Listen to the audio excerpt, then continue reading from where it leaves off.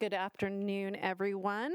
Go ahead and call this Utah Board of Water Resources meeting to order. It is a little bit after 1 p.m. on Thursday, June 20th, 2024, and we are meeting at the Department of Natural Resources. I am the chair of the Board of Water Resources this year. My name is Juliet Tennert, and I represent Salt Lake and Deuel. Before we jump into our agenda, we'll go ahead and have the board members introduce themselves. All board members are present in person except for Dana Van Horn, who is participating virtually, and I'll have her introduce herself after we go through the board members who are here. Mike Davis, the Provo River Drainage, and I'm the vice chair. Kyle Stevens, Weber River Drainage. Charles Holmgren, Bear River Basin. Brian Steed, Great Salt Lake. Blaine Ibsen, Sevier River. Spencer Jones, Lower Colorado River. Randy Crozier, Green River District. Dana Van Horn, Upper Colorado. All right, thank you. And with Dana Van Horn participating virtually, the way we will take action is I will just ask for a vote of the board that's here in person, and then Dana, I'll come to you to make sure that we hear what your vote is. Does that work okay for you? That's great. All right, excellent, thank you.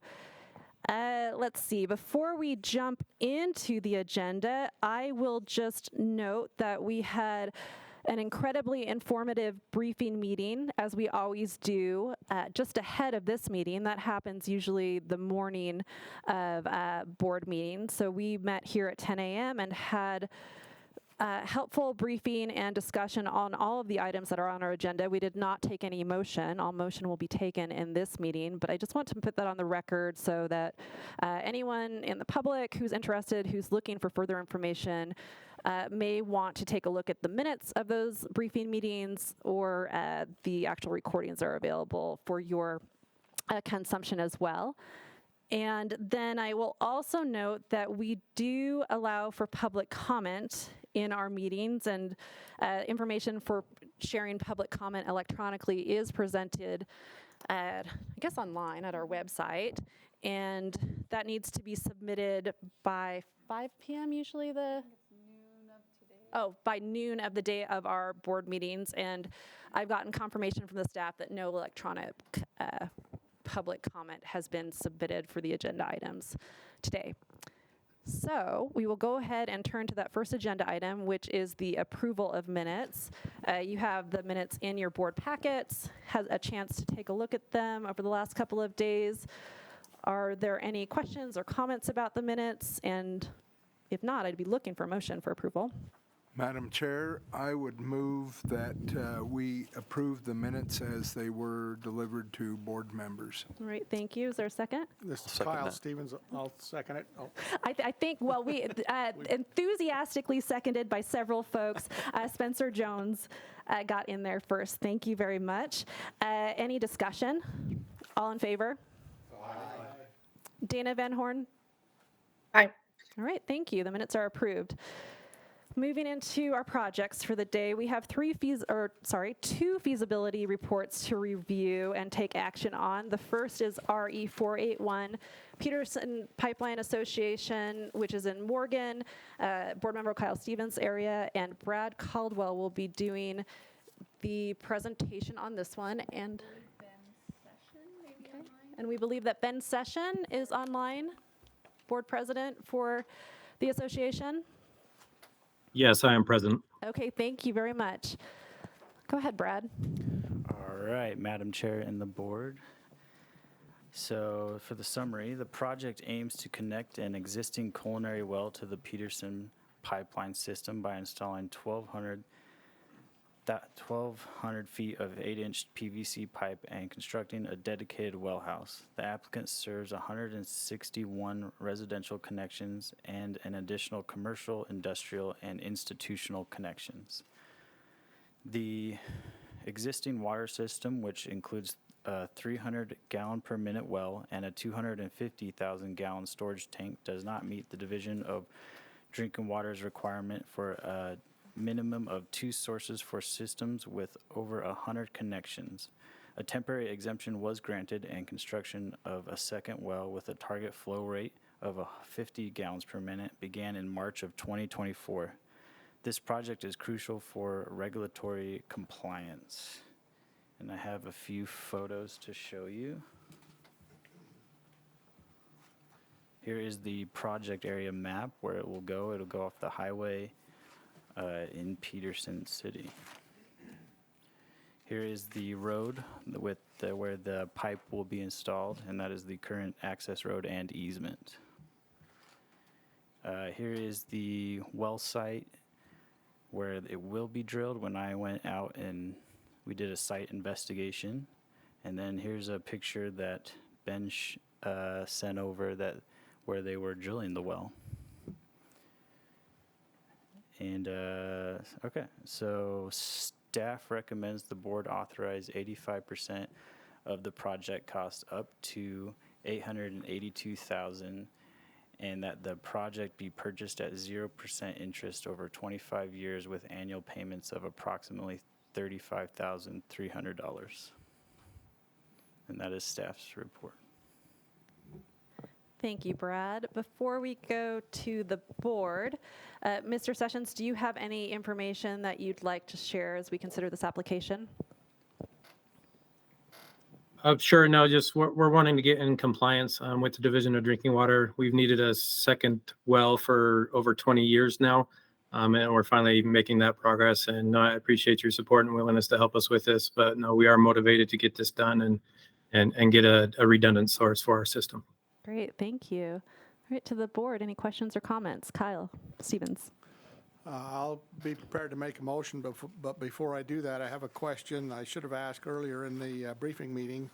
But in your write-up, Brad, it indicates that there's 161 residential connections, and then 90 are on secondary water. What are the other 71 doing for watering their lawns and gardens? Do you know? Or Mr. Sessions, maybe you could answer that. Yeah, I think that's a better question for Ben. They use culinary water to water their lawns. Is there any effort in progress to convert those over to a secondary system, or is that possible? Majority of the secondary systems are maxed out with membership, so that there really isn't much opportunity to gain membership there. Some of the newer homeowners there in Whittier Estates, which is close to the new well being drilled, they have gained secondary water rights there for when the land was developed, was transferred to them. But we are working on a water conservation plan as well currently to help encourage water conservation and reduction in our use of water in the system. Okay, thank you for that explanation. And with that, Madam Chair, I'll make a motion. And that is a motion that the board authorize 85% of the project cost up to $882,000, and that the project be purchased at 0% interest over 25 years with annual payments of approximately $35,300. All right, thank you. Second? Is there a second? Second. Okay, thank you. Moved by Kyle Stevens and seconded by Mike Davis. Any discussion? All right, all in favor? Aye. Are there any opposed? Oh, Dana. Apologies, Dana. Dana, what is your vote on this? Aye. All right. All right. I will move then that application or that authorization is approved. Thank you. Let's go ahead and move on to Davis and Weber County's Canal Company, RE 483. This is also in Kyle Stevens' area of Davis County. And Mr. Rick Smith, the general manager for the company, is with us today. And Ben Merrett will be doing the presentation. Good afternoon, Madam Chair and members of the board. I'll come back to that map in just a minute. The Davis and Weber County Canal Company is before us today. They have a proposed project which is located in Sunset City in Davis County. The Davis and Weber County's Canal Company was organized in 1884. They deliver approximately 60,000 acre-feet of water annually to about 40,000 acres of ag area.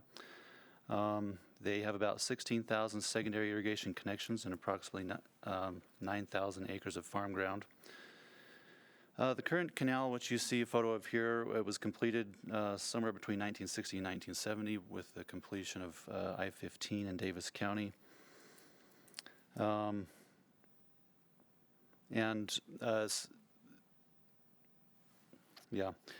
the canal is approximately 50-ish years old, or I guess, yeah, about 50 years old. The applicant has a project they're bringing for us today. They'd like to enclose approximately 2,600 feet of this canal, which is open concrete lined, with 8x7 precast box culvert. And this will be placed between approximately 2150 North and 1600 North and Sunset, which will be adjacent to I-15 and to Hill Air Force Base. You can see a picture of the canal here. This is located again next to I-15, and we've got a couple of pictures just for you to look at. So this project is being pursued now to make way for a project that UDOT is pursuing with I-15. They are doing work on 1800 North and Sunset and are looking to actually move I-15 in the future years. And in order to do that, they need to, they're exchanging ground with the military, what is for MIDA? What does MIDA stand for again? Military Installation Development Authority. And the canal is currently sitting on ground that will be converted to MIDA's ownership, and then MIDA will in turn.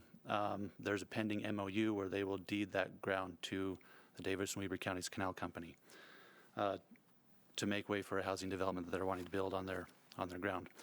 So this project is being funded partially by MIDA to make way for that purpose, and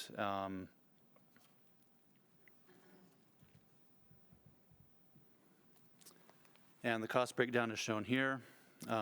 They're looking to get 42.5% of the project cost from the Board of Water Resources. As I said, MIDA is contributing about 50% to the project. Staff recommends that the board authorize 42.5% of the project cost up to $3.2 million, and that the project be purchased at 1.95% interest over 30 years with annual payments of approximately $141,900, and that's staff's report. Thank you, Ben. Mr. Smith, do you have anything that you'd like to share with the board? Yes, can you hear me okay? Yes, great.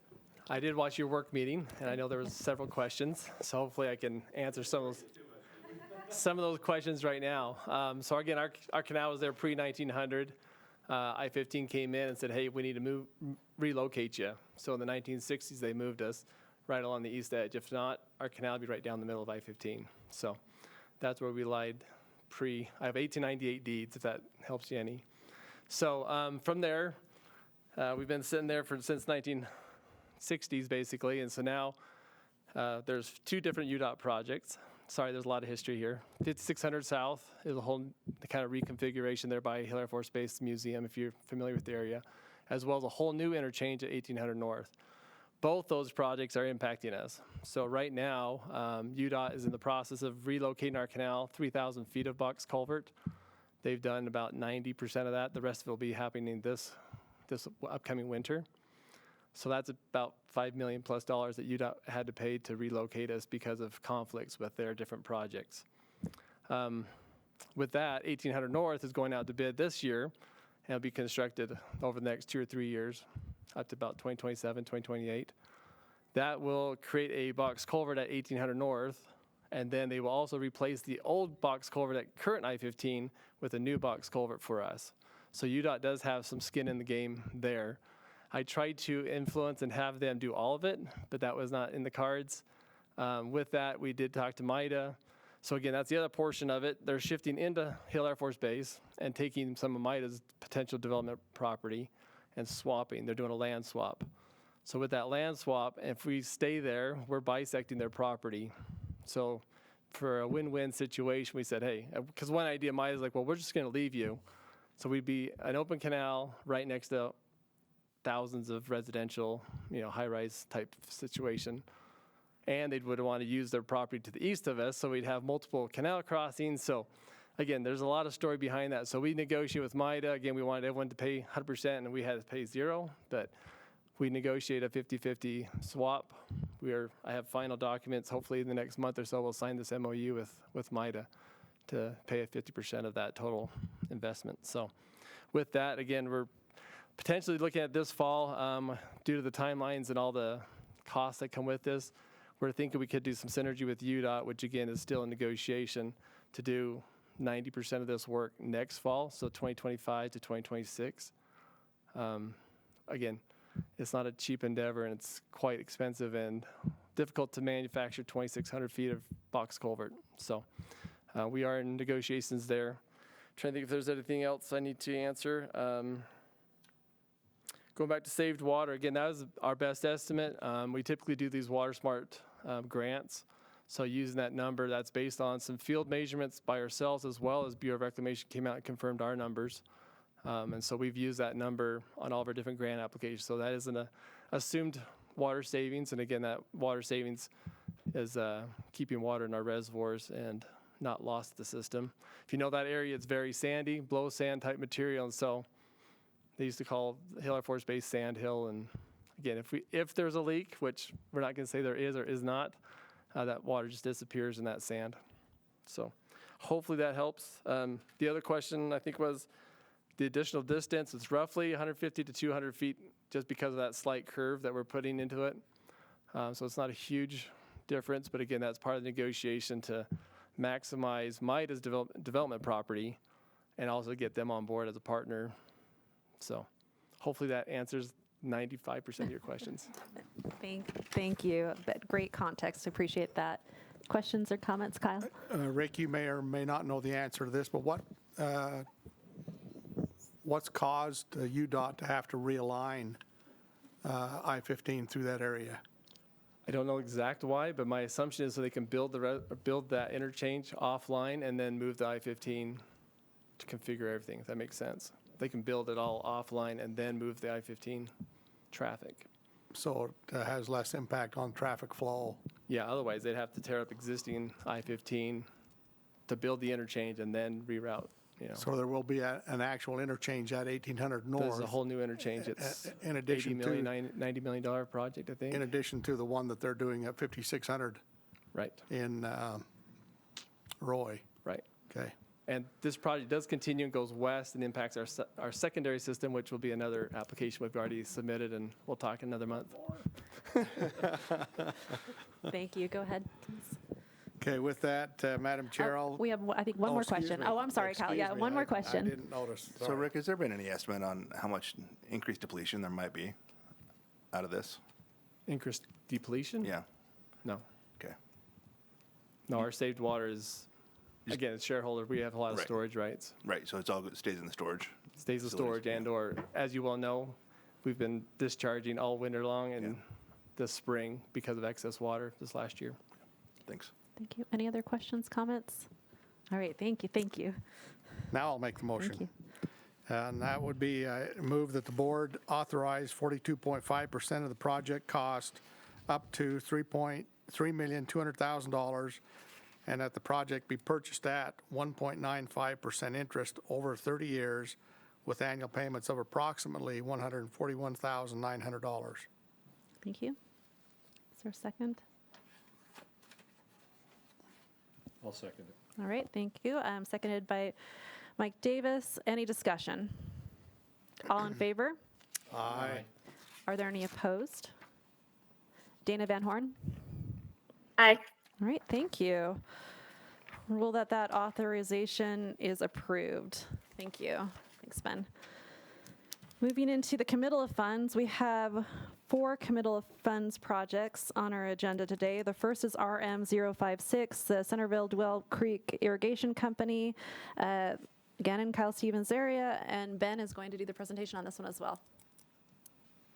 Thank you, Madam Chair. The Centerville Deuel Creek Irrigation Company, they've got a service area in Centerville, which is north of Bountiful and south of Farmington. They are wanting to do a project where they're installing 2,300 approximately secondary water meters. They received an ARPA grant from the Board of Water Resources of $5 million. They've also received a small system secondary metering grant from the Board of Water Resources for $1,034,000. And this section is for the loan which they have applied for, or the purchase agreement, and they've fulfilled all the requirements of the board for that project and are ready for the board's consideration of committal of funds. That being said, staff recommends that the board commit 25.5% of the project cost, up to $2,199,000, and that the project be purchased at 1% interest over 15 years, with annual payments of approximately $158,600. That's staff's report. All right, thank you, Ben. We do not require the applicants to be present at the committal of funds, and my understanding is that there are no applicants today, or with us today. So we'll go to the board for questions and comments. Or comments? See, none. I would be looking for a motion. Madam Chair, I'll make that motion. That is the motion that the board commit 25.5% of the project cost up to $2,191,000, and that the project be purchased at 1% interest over 15 years with annual payments of approximately $158,600. All right. It sounds like we need to just make sure we restate that motion before we have the second by Randy Crozier. Sorry, Madam Chair, just for $2,199,000, not 91. Oh, excuse me. All right, thank you for that clarification. So I assume, Randy, that your second covers that clarification. Any discussion? All right, all in favor? Aye. Are there any opposed? All right, Dana Van Horn? Aye. All right, thank you. That committal of funds has been approved. Thank you, Ben.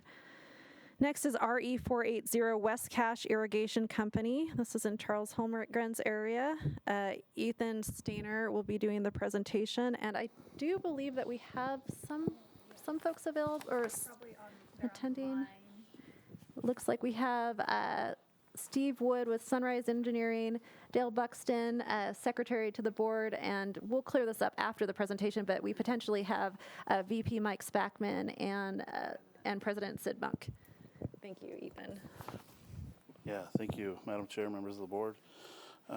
West Cache Irrigation Company, they, as discussed in the briefing meeting, they have the diversion up in Idaho with the Idaho water right, but they serve all their folks in Cache County, and this one's coming from the revolving construction fund.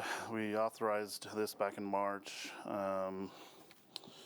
and so I'll just show this map. We showed this back then and then again in the presentation in May, but we have, I wonder if I can move we have the large yellow landslide event that was due to liquefaction, and then these blue and red that they have somewhat regular problems with, but with unstable material that they had material in the canal the same time when this large event happened, which prompted them contacting us for funds. And so it's just impacting their canal and all their shareholders' ability to get water for the irrigation season. And so the purpose of this project is to excavate in and around the applicant's main canal and to clear out debris from recent landslides and make some small improvements to the access road there. The proposed project is located 4 miles north of Preston in Franklin County, Idaho. And then just a little bit of background. Due to some heavy precipitation and some previous snow in February, there were those landslides, and all their shareholders are affected by it as they're all downstream of, as this is just downstream of their diversion, so all their shareholders are affected by it. And so they're requesting assistance at this time just to remove all the debris, and I imagine they're probably with the emergency nature of this done or very close to done with removing that as we went up in April and saw the progress, and they already had made some pretty great progress, and we even showed some of those photos at the last board meeting. But to get into the recommendation, the staff recommends the board commit 85% of the project cost up to $425,000, and that the project be purchased at 0% interest over 20 years with annual payments of approximately $21,300. That is staff's report. Great. Thank you, Ethan. As I mentioned, I do believe that we have the applicants with us participating virtually. Would you like to share anything with the board? This is Dale Buxton, the secretary for the company. I'm not sure if we've got Mike and Sid here to join us, and I don't know if they've got any comments that they wanted to add, but we appreciate the board's consideration of this. We have been able to complete the cleaning of the canal, have reconstructed the road and the bank beside it. We are into our irrigation season, so things are working as well. We've been able to fund it from excess cash that we had on hand, but look to replenish that with the board's the approval of this loan. So that's largely where we're at this point, and the irrigation season's going along well so far. Great. Thank you, Mr. Buxton. Are there questions from the board? Any comments on this one?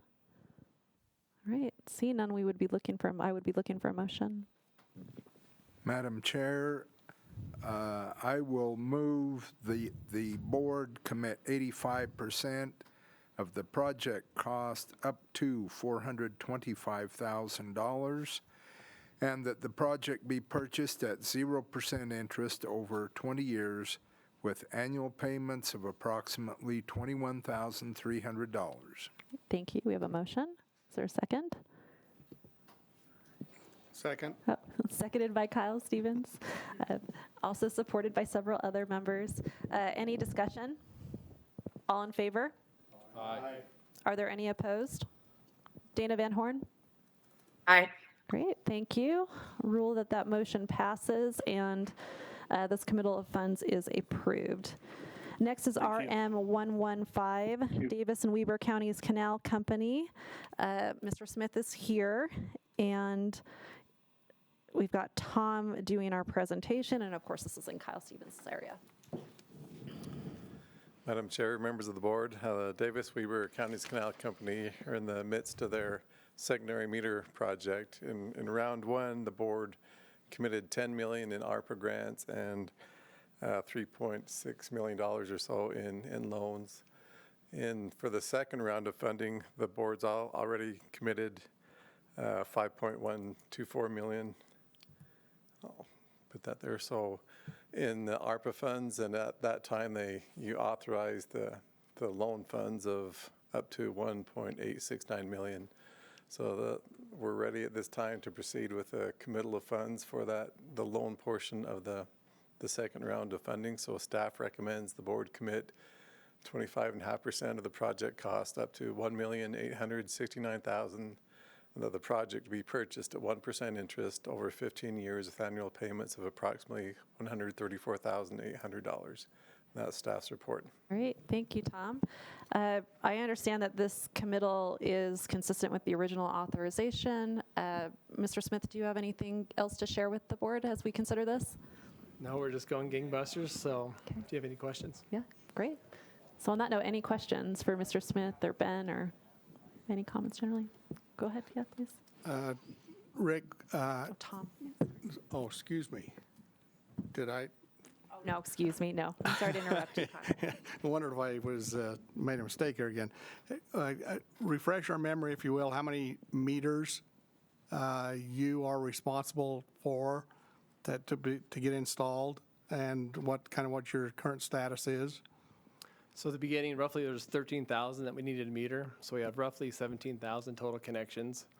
Those first 4,000 were metered because of either development and or previous projects that we did. So since we got money in October of 22, we've installed roughly 3,700 meters. It's been over $9 million in a year and a half. Okay, thank you for that clarification and bringing us up to speed. And I didn't realize this until just now that I live in Kaysville, so I maybe need to declare a conflict of interest and recuse myself from making a motion or voting on this situation because I am a beneficiary of, and the meters were installed and they're working well in our area. So. Yeah. Mr. Stevens is metered already. He was in phase 1, just so you know. All right. Thank you for. Madam Chair, yes, did go. you charge him double? I think before we go to that motion, I think we have at least one more question, and then thank you, Vice Chair, for making the motion when it comes time. I just wanted go ahead. Yeah. a general comment to say thank you. I know it's a lot of work, and on the front end, on a different job, we knew that it was going to be a lot of work. You guys have done great, so thanks. Thanks. We're still fielding calls for the ones we installed this winter. Great. All right. Any other questions or comments? Yeah, go ahead. Rick, I just had a question on how are you finding the availability of your meters? How's the supply chain been for you? Initially, it's been not too great, but as of late, it's doing much better. So we have roughly about 1,000 jumpers out there of the 3,700 that we installed, but the meters are starting to come as well as AMI. So we expect to be catching up and be ready for this next phase. Okay. Any other questions or comments? Looking for a motion, please. Madam Chair,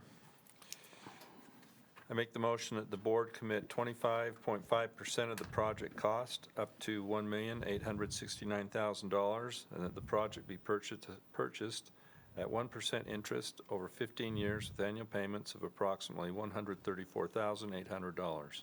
Thank you. Is there a second? I'll second. All right. Seconded by Brian Steed. Any discussion to the motion?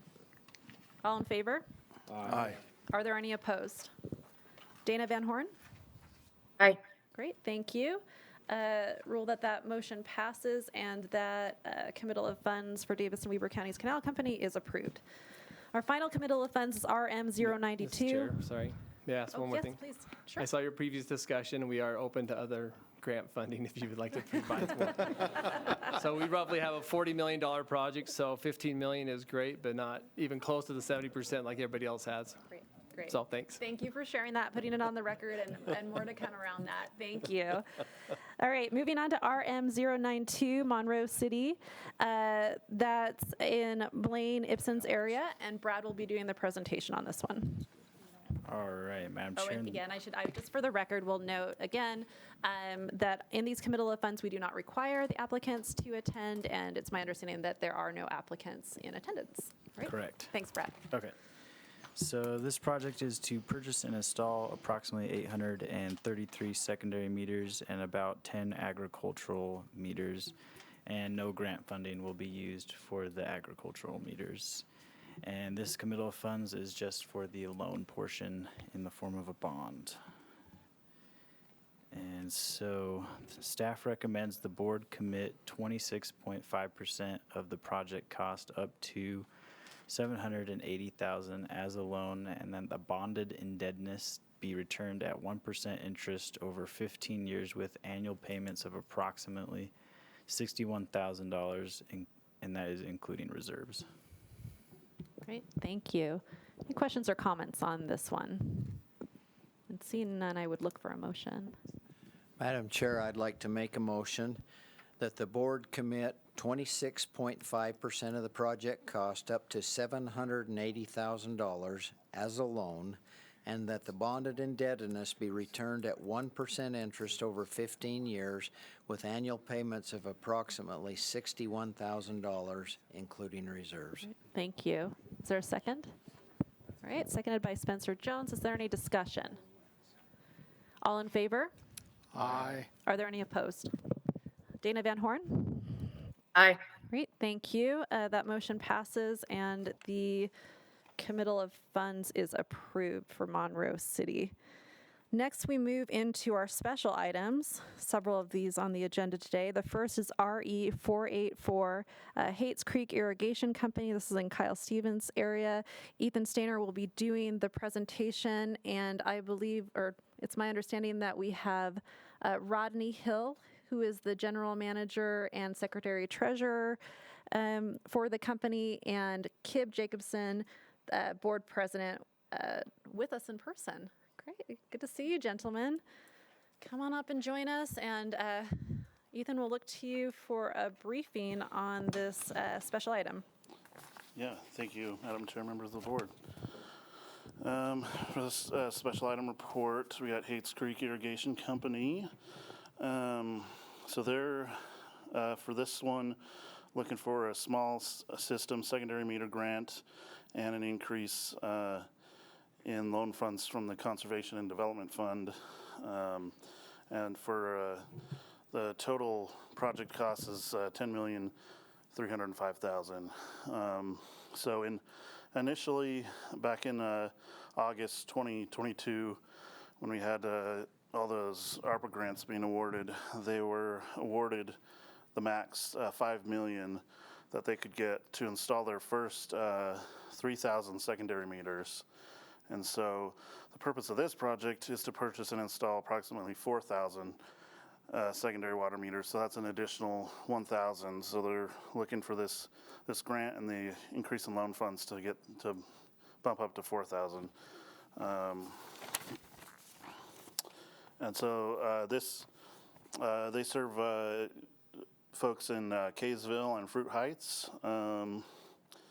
So yeah, at the time, like I said, in August there was a limit of $5 million for systems with 7,000 connections or less, and so that's what they could get. And then so these small system secondary meter grants are state funds that are available to cities, towns, or secondary systems with fewer than 5,000 connections. And so they're applying for that to install these additional 1,000 secondary meters. And then we'll look at the cost sharing, and we can see that the $5 million from the ARPA stays the same, and we add on the grant there, and an additional $808,000 in loan fund there, and then their share will go up a little bit to stay even with the percentages.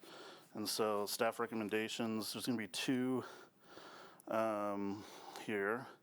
The first one for RE 484, staff recommends the board authorize and commit 21.5% of the project cost, up to $2,220,000 as a small system secondary meter grant. And then the second recommendation for the original project is that the staff also recommends the board commit an additional $808,000 and amend the purchase agreement to state that the board will provide 25.5% of the project cost, up to $2,630,000, and that the project be purchased at 1% interest over 15 years with annual payments of approximately $190,000. And that is staff's report. Thank you, Ethan. Mr. Hill and Mr. Jacobson, thanks for attending. Do you have any information that you'd like to share with the board? Oh, go ahead and hit that. It's not. There we go. Thank you. Oh, sorry about that. I always like to talk to myself. What Ethan's pretty well shared everything that we've got. The main reason that we're coming back, of course, is the fact that we have a little better than 4,000 connections, and we ran into a small roadblock called $5 million cap, and so therefore we're 1,000 connections short of being able to pay for and install and do all that type of thing. So it was recommended. We've consulted with the people in the division here, and it was recommended that we go this direction, and so we agree. And so our board has passed that resolution, and we do have the ability to finish it out and do what we need to do. Great. All right. Thank you. Does the board have any questions or comments on this project? All right. Seeing none, I think we could entertain a couple of motions. Madam Chair, I'll make those motions, but before I do that, I do live in Kaysville, but I'm not under this Hates Creek Yeah, service he irrigation. lives over the line. So, you know. All right. so I'm able to make the motion. And I'll echo the comments that I made in our previous meeting, and that is to compliment staff and Hates Creek for being forward-thinking and looking at ways that they can optimize and utilize this small system secondary grant program. So with that, first motion, that the board authorize and commit 21.5% of the project cost up to $2,220,000 as a small system secondary meter grant. Great, thank you. Didn't want to shortchange you, Rod. I'm sure glad you changed that, yes. Is there a second? Second. All right, seconded by Mike Davis. Any discussion? All in favor? Aye. Are there any opposed? Dana Van Horn? Aye. Thank you. All right, that first motion passes. And the second motion is that the board commit an additional $808,000 and amend the purchase agreement to state the board will provide 25.5% of the project cost up to $2,630,000, and that the project be purchased at 1% interest over 15 years with annual payments of approximately $190,000. Great, thank Second. All right, seconded by Randy Crozier. Is there any discussion? I'm assuming that the minutes will reflect that that second one was with project RM012. Yeah, let's make sure that I assume, Kyle, you're okay with Yeah, that the clarification? first motion is RE 484, and the second motion is RM 012. 012. Thank you, Blaine, for pointing that out. And then I assume, Randy, that your second covers that clarification. All right, any discussion? Additional discussion? All in favor? Aye.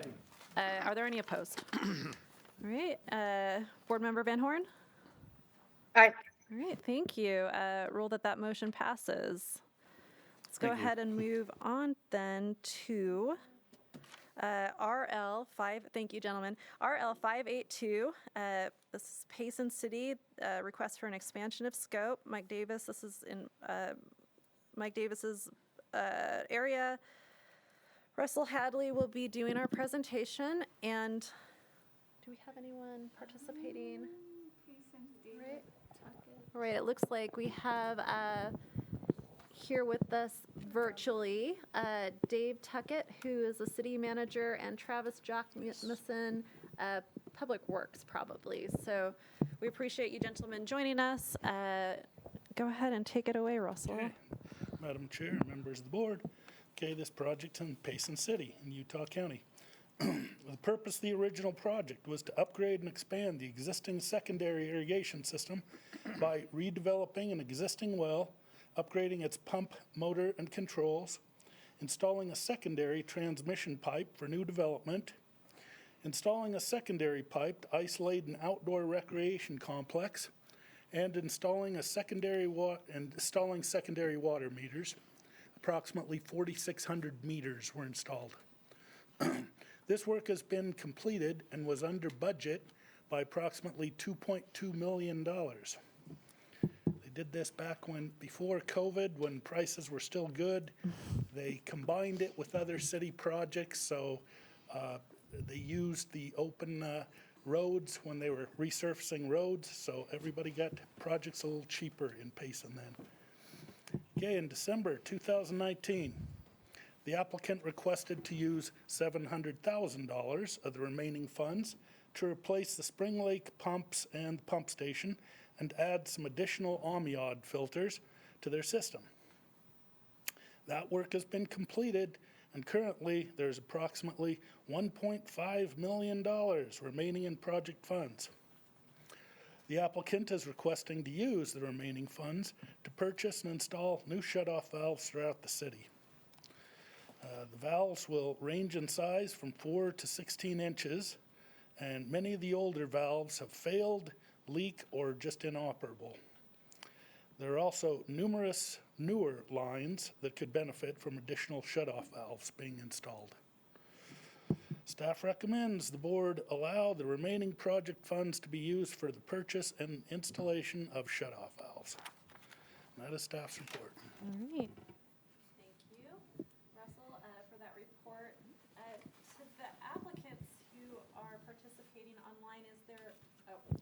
Sorry about that. I did not have my microphone on. Thank you, Russell, for that report. And then to the applicants that are participating in this meeting virtually, is there anything that you would like to share with the board?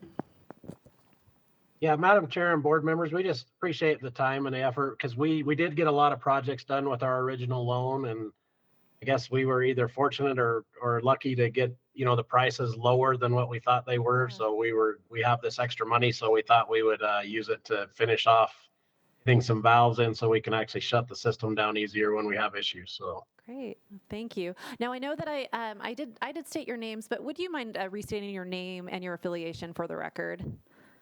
yeah, I'm Travis Jogumson. I'm the Public Works Director. We have Dave Tuckett, and then our mayor's in with him, and then Cameron, our water superintendent's in with me also. So Excellent. Well, thanks for sharing those comments, and thank you for attending. Are there any questions or comments from the board? Be looking for a motion if not. Madam Chair, I move the board allow the remaining project funds to be used for the purchase and installation of shutoff valves. Thank you. Is there a second? All right, seconded by Spencer Jones. Any discussion? All in favor? Aye. Any opposed? Board Member Van Horn? Aye. Okay, thank you. That motion passes, and the expansion of scope for Payson City has been approved. Great, thank you. thank you. Thank you. Okay, let's go ahead and move on over to a project that is in the area that I represent, RE450 Draper Irrigation Company. Russell Hadley will be doing the presentation, and then we'd also like to welcome Mr. Darren Jensen Peterson. Great to see you today here representing the Draper Irrigation Draper Irrigation Company as CEO. Go ahead, Russell, and share. Okay, this proposed project is located in Draper and Bluffdale in Salt Lake County. Okay, the purpose of the project is to construct a new pump station, shallow groundwater wells, and water lines to blend effluent from the Jordan Basin Water Reclamation Facility with shallow groundwater for use in the pressurized irrigation system. After the project was authorized, the applicant decided to build the project in 3 phases. The total cost of the project was estimated at $22 million, and the board authorized $18.7 million, or 85% of the project, in July of 2021. The applicant will request committal of funds from the project for each phase as needed. The 3 phases are as follows. Phase 1 is to develop the shallow wells and install almost 10,000 feet of 24 to 30-inch pipeline. The total original estimated cost was $9,570,000. And a $2 million U.S. Bureau of Reclamation Drought Resiliency Grant has been obtained for Phase 1. Phase 2 will consist of constructing the Jordan Basin Reclamation Facility, reuse pump station, and install about 1,000 feet of pipeline. And Phase 3 will be upgrades to the Fort Street pump station. Funds were committed for Phase 1 in May of 2023. However, bids were recently opened for the pipeline installation portion of Phase 1, and the lowest bid was almost $4.3 million higher than the original estimated cost. The shallow well drilling is expected to bid at approximately $2.5 million. The total cost for Phase 1 is now estimated to be $3,870,000. The work for the shallow wells is expected to be bid at the end of June. The project cost estimate for Phase 1 has increased by $4,300,000 from $9,570,000 to $13,870,000. The committed and proposed additional cost sharing are as follows. And as you can see, board funding now requested at $10,090,000. The grant would be $2 million, and the applicant would provide $1,780,000 for a total of $13,870,000. The board originally committed 67.2% for Phase 1, up to $6,435,000, and the project was to be purchased at 1% interest over 25 years with annual payments of approximately $292,200. The applicant is requesting an additional $3,655,000 from the board, increasing the amount from $6,435,000 to $10,090,000. Staff recommends the board commit an additional $3,655,000 and amend the purchase agreement to state the board will provide 72.8% of the Phase 1 costs up to $10,090,000, and the project be purchased at 1% interest over 25 years with annual payments of approximately $458,200. The applicant is requesting a repayment period of 30 years. If the board agrees to the applicant's request, it is suggested the board commit an additional $3,655,000 and amend the purchase agreement to state the board will provide 72.8% of the Phase 1 costs up to $10,090,000, and that the project be purchased at 1% interest over 30 years with annual payments of approximately $391,000. That is staff's report. Great, thank you, Russell. Mr. Jensen Peterson, thank you for being here. Do you have any information that you'd like to share with the board? Yes, please. Thank you, Russell, and thank you, Madam Chair and the board. We do appreciate your time today and hearing this. As you know, we've been working on this project for now over 15 years and finally starting to see kind of, I will say, just kind of the light to be getting started with this project. Over the years, we've been able to place pipe in the ground, and now we're at this big funding project of the big portion of this. Today, we are asking for additional funds to complete at least Phase 1 of this project. As it's been mentioned, we are asking for an additional $3,655,000.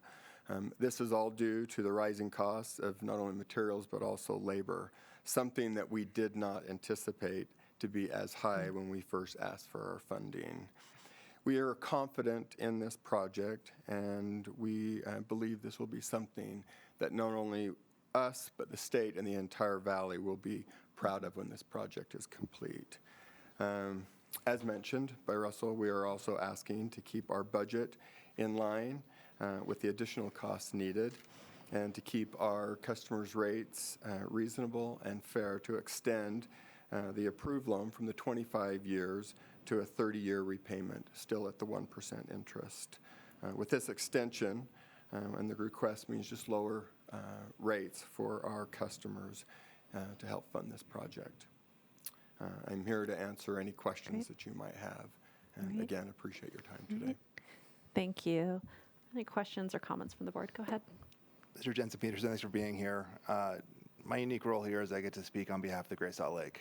Okay. Looking at this project, I mean, I've got some concerns. First of all, how much pumping on shallow wells will occur? Do you know how much increased water is going to be produced at your wells? We're looking to increase from the shallow wells roughly around 1,200 acre feet when all shallow wells are completed. Okay. And how close are those wells to the Jordan River? Exact feet, I'm not exactly. Pretty close though, right? Yeah. Yes. Similar. Yes. Okay. Very close. Do we have any idea what this project would be for increased depletions on that water being brought out? So our goal is, and we've been working with Teresa, with the state engineer's office, and we are extremely close to getting a reuse application signed from them that's approved. What our goal is with the reuse application is that we will be submitting a water replacement plan. And so our goal is to not have any impact on the Great Salt Lake with this and send our Utah Lake water down that we would no longer be using in our pressurized irrigation to take the cleaner water from the reuse and then the shallow wells. And you have that water and committing to it today? Yes, we do. Okay, thanks. Thank you. Thank you. Any other questions or comments? I don't know if this question's for the applicant or for Russell. And Russell, you did share some information with me earlier, and so perhaps I'll just ask you and then ask that the applicant kind of validate the magnitudes. I was trying to wrap my head around what the impacts of the change in repayment going to look like for the water, for the actual connection for the individual payer of this stuff. Russell, could you help me kind of understand under a repayment of $458,000 annually, which is the 25-year term, like what that dollar value looks like versus the 30-year term? Yes. Acknowledging this is just, an increase on everyone, pretty large increase from the initial numbers, and as we talked about, inflation's impacting consumers every which way. Right. But just to understand for this particular impact, what's going on. The payment for 25 years, $458,200, it would be about $4.60 a month increase. And at 30 years, it would be $3.93 a month. Okay. So, Okay. not too much. Okay. I mean, again, acknowledging that grocery bills are going up, housing costs are going up and everything else, but that's helpful to understand. Does that sound about right for That is your? correct. Okay. Yes. Okay.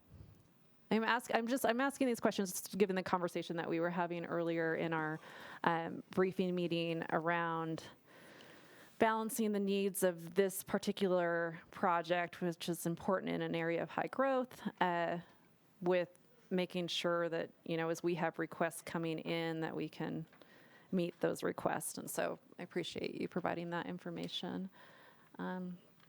Any other questions? Go ahead. Madam Chair, just to further clarify that, then what is the current water rate that your customers are paying so that we can compare that to what the increases? So are you asking what what each individual customer is being charged? Yes. So we're on a tier rate system. We have a base of roughly around $19.80. And then we have 6 different categories based on where people live inside the city, whether you're in the main or whether you're on different height levels for pumping costs. And so it can range anywhere. And again, we do have a tier rate anywhere from 0 to 12,000, 12 to, I want to say, 30,000 and so forth. But we're roughly anywhere based on where you live within the area. You're paying anywhere from about $1.70 for that first block, up to $3.30 and change. And also, if I could add that in the feasibility report, when we looked at the financial feasibility, they were well over the board's affordability guideline by about $10 a month. So now they would be looking at something like maybe $15 over the board's affordability guideline. Thanks for bringing that up, Russell. You kind of read my mind about trying to remember whether or not we were in an instance of excess affordability before, or the opposite of that. Thank you. Okay. Any other questions or comments? I've asked yeah, go ahead. Your agreement with Teresa, when does that come in? That hasn't been finalized yet, It has not, correct? no. So we are in the process of just coming to terms exactly what the state would like to see. We met 3 weeks ago. Teresa indicated there's an easy button. Okay. You give us what we want, we're happy to press that easy button. And I guess I should say the state engineer, sorry, the state engineer. State engineer. And so we're working through that to kind of make sure that exactly, even knowing that probably by the time we start pumping, applications will look totally different than what they actually look today. Thanks. All right. Other questions, comments? Well, this is in my area, and so normally I would make a motion, but since I'm serving as chair, I refrain from making motions. So I've asked my colleague, or vice chair, to jump in for me. Thank you, Madam Chair. I'm willing to make a motion that the board commit an additional $3,655,000 and amend the purchase agreement to state the board will provide 72.8% of the Phase 1 costs, up to $10,090,000, and that the project be purchased at 1% interest over 25 years with annual payments of approximately $458,200. Thank you. Is there a second to that motion? All right, seconded by Randy Crozier. Any discussion? Go ahead. I have one discussion point. Thank you. In that the agreement with the state engineer's office is not yet finalized, I'll be voting no on this, but please keep in mind that's a really big deal to make sure that the Great Salt Lake's made whole. Thanks. Great, thank you. Thank you. Is there any further discussion? I'm delaying just a little bit because my understanding is that our colleague, Board Member Van Horn, got kicked off online. Do we know if she's back?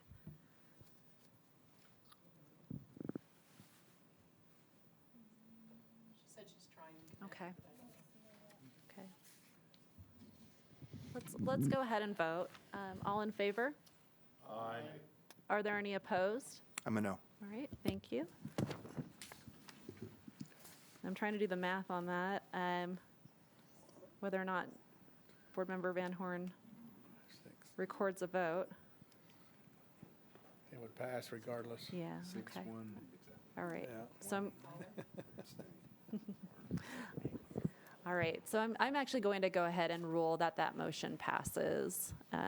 Thank you, congratulations, and we'll look forward to continuing to work on this project with you, and just echoing our colleagues' comments around it's a really big deal to do what you're doing. And so if I can also, the Great Salt Lake is just as important to us. We're Thank just you. constantly looking for an additional water resource, and as you well know, there aren't any.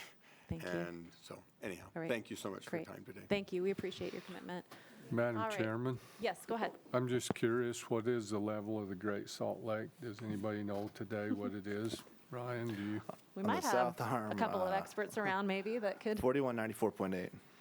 So where's that compared to a year ago? To a year ago, it's about 5 feet up. Well, good. Yeah. Okay, thank you. Dana, we're sorry that we lost you for a minute. I went ahead and moved forward with the vote, and the Draper Irrigation Company application, application for additional funds did pass. And I went ahead and ruled that passed. I'm sorry that we weren't able to record your vote. Would you like to make any comment on the record regarding Draper Irrigation Company? No, thank you. But I apologize that I wasn't available. We are getting some of that storm coming up from Mexico Gulf, and the winds are really bad here, and it knocked my internet out. So I had a moment, but it came back. So here I am. Well, we're glad you're back with us, and no need at all to apologize. Okay, let's go ahead And I just did want to apologize for being 2 meetings in a row virtually. And once the election's over Tuesday, I'll be all in. So I apologize. Hey, again, no need to apologize. We appreciate it, and thank you for joining us virtually. Moving on to, let's see, we're on still in special items, RM008, Hiram City. We've got actually a couple. So we've got the next 3 special items. The remaining 3 special items are all conversion of the ARPA funds. And Ani will be doing the individual presentations, but Marissa's going to go ahead and set up generally what these conversions are. Madam Chair, members of the board, I will do the setup. Ani will be doing Hiram City and Johnson Park, and I will be doing Paradise Irrigation. So I'm going to be reading from this. This is part of what we have in the reports for these 3 under the project summaries. It's relating to the code that's discussing the option to convert ARPA funds for an alternative project. So I'm just going to read some of that so that we have that on the record. It's similar to what we did with the secondary metering. In Utah Code 73-10-34, subsection 13A, it states that, quote, a secondary water supplier is not required to meter every secondary water connection of the secondary water supplier's system, but shall meter at strategic points of the system as approved by the state engineer, close quote. This is based on certain criteria outlined in subsection 13. The applicants, all of these applicants, have received approval from the state engineer to be exempt from metering every connection and to instead install meters at, quote, strategic locations, close quote, in their system. For suppliers that are exempt from installing meters on every connection, Utah Code 73-10-34.5, subsection 8, indicates that a system that previously received an ARPA grant can convert the grant for a project that will conserve more water than was expected through metering. And this is indicated in that subsection as this, quote, notwithstanding the other provisions of this section, the board may issue a grant to or convert a grant previously issued to a secondary water supplier described in subsection 73-10-3413A, who seeks to meter at strategic points under subsection 73-10-34 subsection 13 from money appropriated under this section to fund a project that is an alternative to metering, such as lining ditches or improving headgates, if the secondary water supplier establishes to the satisfaction of the board that the alternative project will conserve more water than is expected to be conserved through metering. And so that is the basis of the next three projects that they have all filed and worked with the state engineer. They're all approved to be exempt from metering at each connection, and they have to install meters at strategic locations. And so they're now requesting, all three of them, alternative projects to be able to still use some, if not all, of the ARPA funds. I'll turn it over to Ani. Thank you.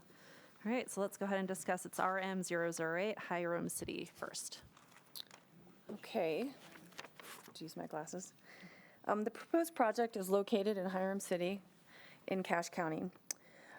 In August of 2022, the board committed $5 million in ARPA grant funds for the applicant to purchase and install 2,300 secondary water meters. In December 2023, the applicant applied for exemption for metering every connection, and that was granted.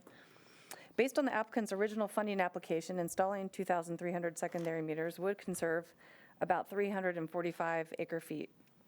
The applicant is requesting to convert the ARPA funds to fund two projects. And if you look at the map, the first, Project A is in the upper left, and Project B is in the lower right. So Project A includes installing about 11,000 feet of 20-inch pipeline to increase the capacity of the amount of water that can be delivered from the city's water reclamation facility to the secondary system.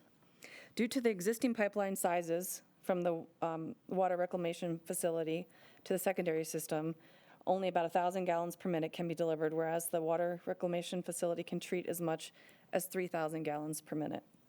The project cost is estimated to be about $2,892,000. Based on the staff's understanding of Project A, it appears the project will increase capacity for the secondary system, not conserve water. Therefore, the staff does not recommend allowing ARPA funds to be converted for Project A, although we do think it's a good project for the future. Project B includes lining and piping portions of the Hiram Canal. About 740 feet of the canal would be lined with concrete. A typical cross-section of the existing canal is about 12.5 feet wide and 5 feet deep. The walls are 5 feet tall. The project also includes installing about 4,200 feet of 54-inch pipeline to replace a portion of the open canal. Nearly 1 mile of open canal would be lined or piped, reducing seepage and evaporation losses. The project cost is estimated to be about $2,573,000. The analysis for Project B indicates that lining and piping the canal could conserve about 330 acre-feet. Oops, okay. While the analysis of Project B does not indicate that it will conserve more water than is expected to be conserved through metering, if the conserved amounts for both projects are analyzed based on overall cost, Project B would be more cost-effective than installing secondary meters. Staff recommends the board allow the applicant to convert a portion of the ARPA grant funds to line and pipe about 4,900 feet of open canal, and that the contract be amended to state the board will provide 70% of the project cost up to $1,801,000. The remaining $3,199,000 will be returned to the board. And that is staff's report. Thank you, Ani. I understand Mr. Dan Woodbury is here representing this project. Hi, welcome. Come on up if you don't mind. I should have invited you up earlier. I apologize. And then I also understand that some of your colleagues are participating online. I believe Matthew Holmes, your city engineer, and then Todd Perkins, who is treasurer for the city, are participating online. Mr. Woodbury or any of those folks who are online with us, would you like to share any information with the board?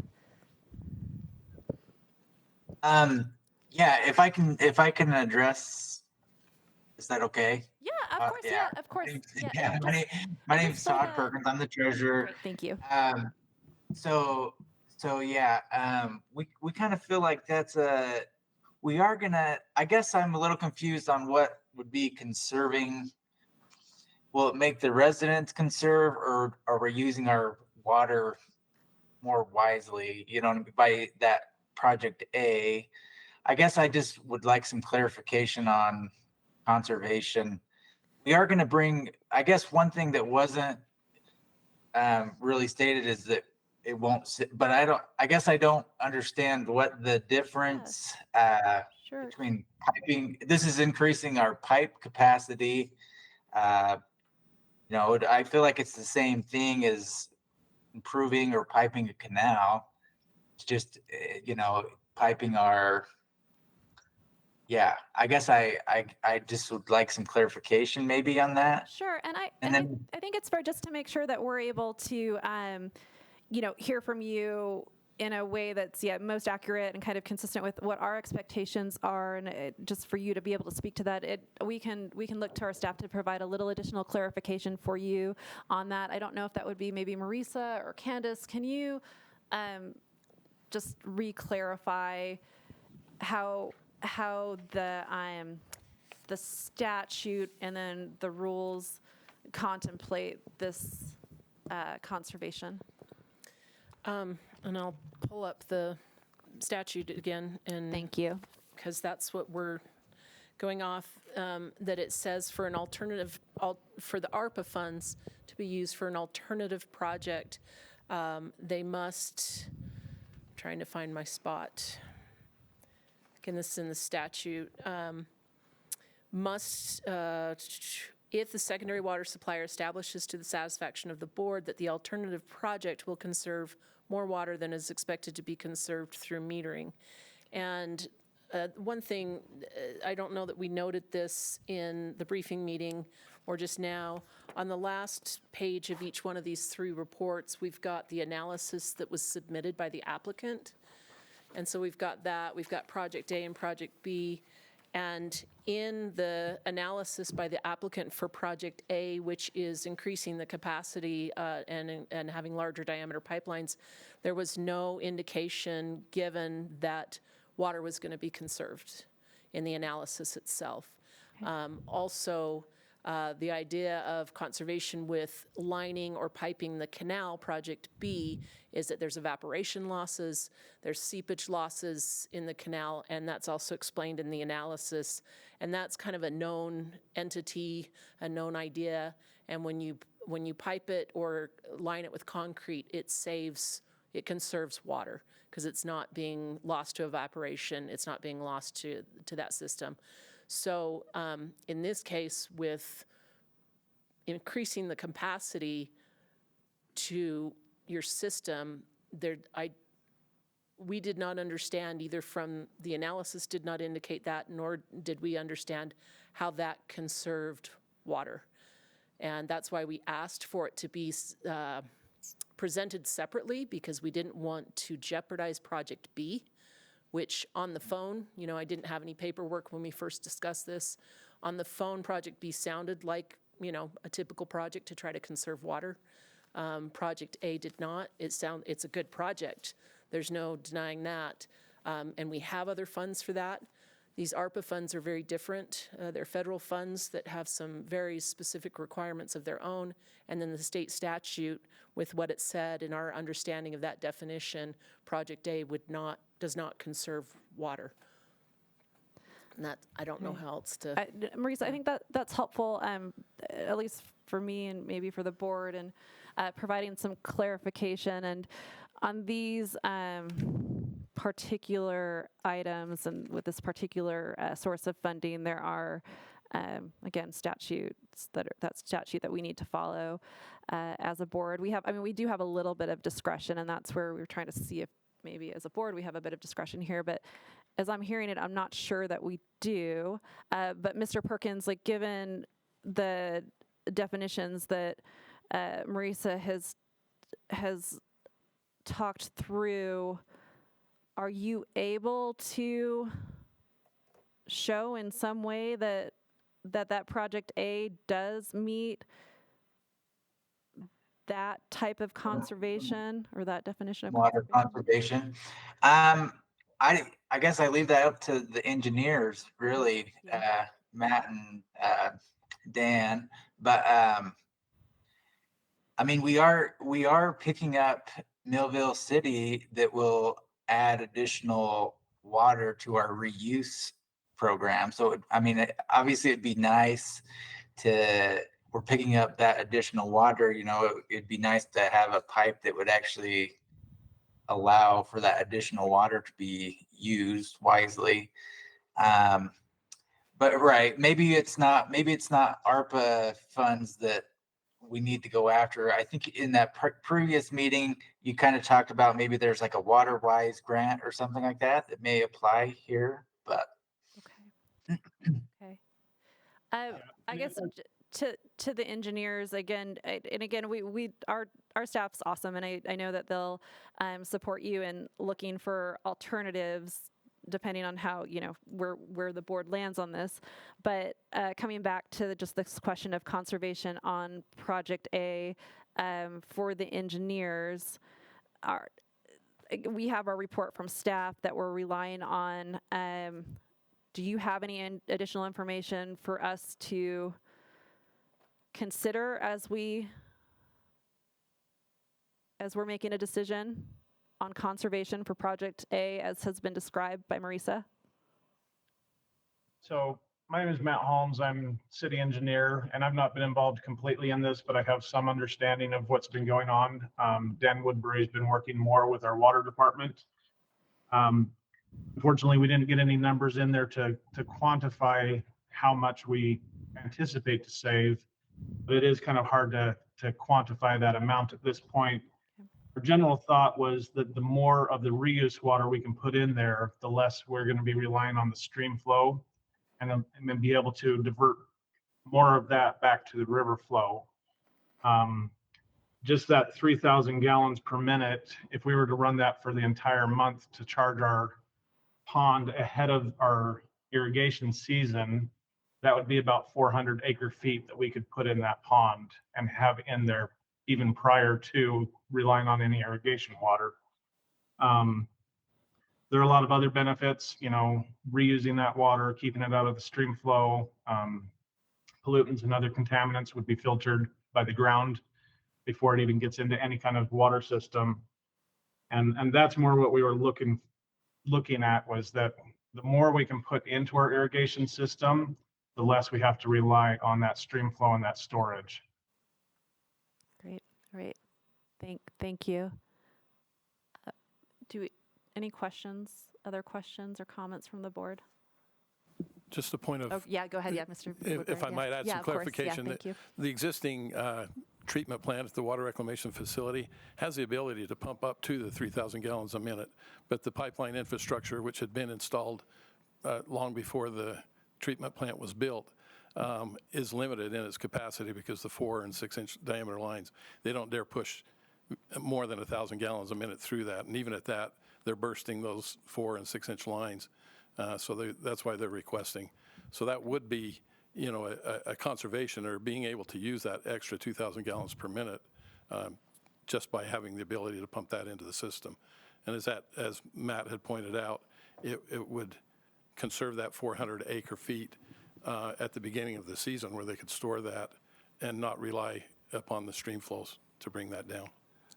So just a question, is there a reason that wasn't stated in the application? Because that is part of the application for the ARPA funds, is to show a conserved amount. And since there wasn't any shown, I'm a little curious If there is a savings, why wasn't that shown in the But application? I thought that description of the 1,000 versus the 3,000 gallons per minute was stated in there.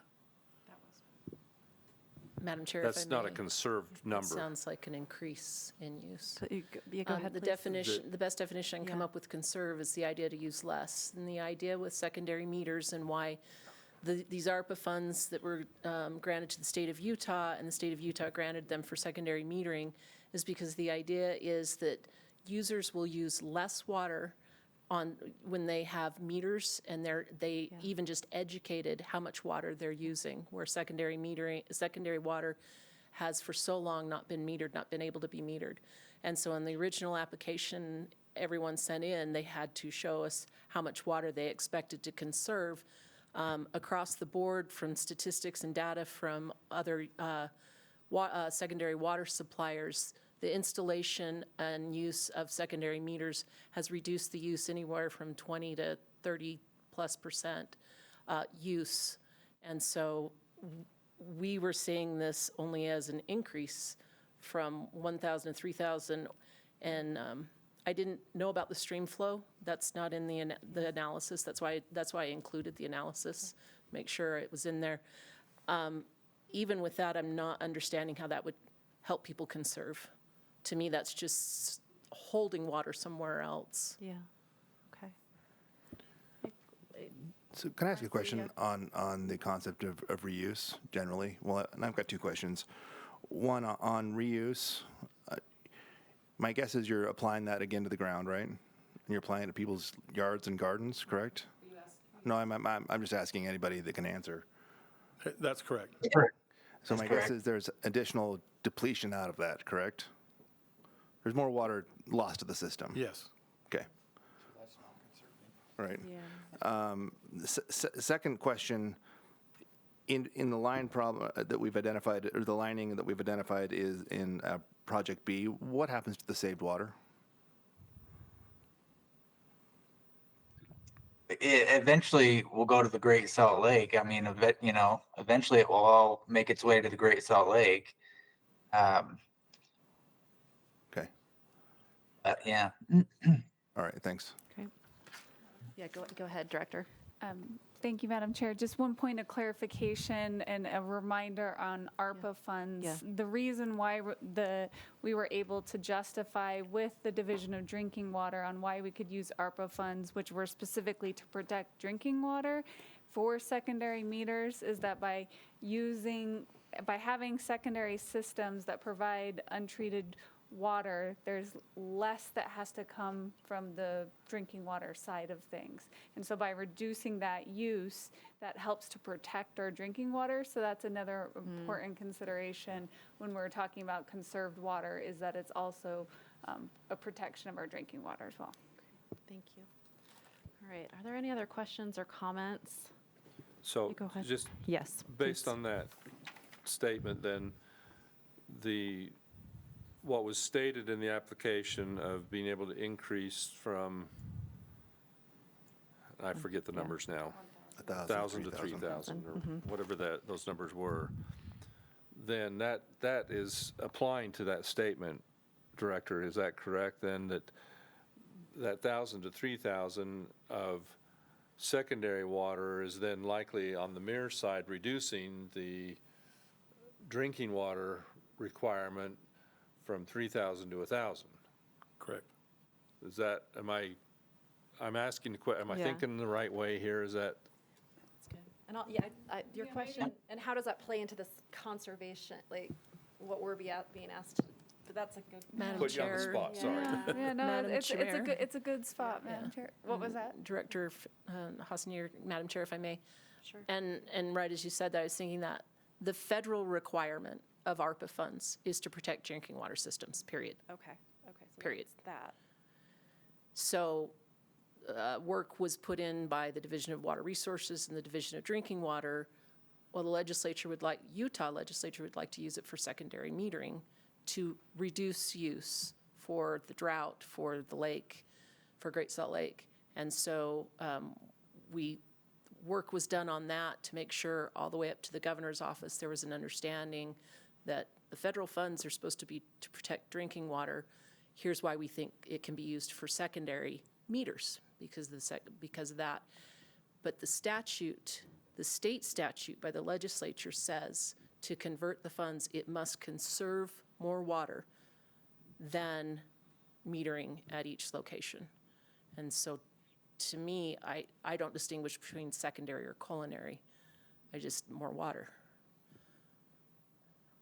So that's why you all get paid the big bucks. Well, and that's where it does come back to, we have a staff recommendation. We do have some discretion here, but that being said, I think we need to look towards like what we think the statute is asking us around this idea of conservation. Are there any other questions or comments? And I guess I'll say after that, as I go to look for a motion, that's where, for what it's worth, the way I personally am thinking about it now, as the application came into us, and again, my understanding of this idea of conservation for what the state's policy is around this, I'm personally uncomfortable supporting Part A right now, but that's just one person. But I just want to maybe put that on the record. Going back to any more questions or comments from the board? Yeah, please go ahead, Randy. Madam Chairman, this is an unusual and difficult project, and part of the difficulty lies with the way the application was submitted. And the way the application was submitted, from what I understand with what Marisa has gone through, and I appreciate all that you've done, looking at Project A, it is an expansion of that water. It's not a reduction in the use of water. Now, it could be argued somewhat that it could help reduce the demand on the culinary water side, which I can understand. But in the application and the way that it was submitted, it does not state any of those purposes in the application that was considered or was put forward. And so staff is kind of between a rock and a hard place, as well as a board, because we have to consider what was submitted in the application. And so I believe that our decision today has to be based upon what the application, the way that it was submitted, is how we have to look at that application. I mean, is there an opportunity that maybe you could come back and resubmit in a different way for a different piece of funding? I think there possibly is. But in my opinion, the way that it was submitted is the way that staff has to evaluate that application and how we as a board have to consider it. And so that's my personal feelings of how we have to look at this application today. Thank you.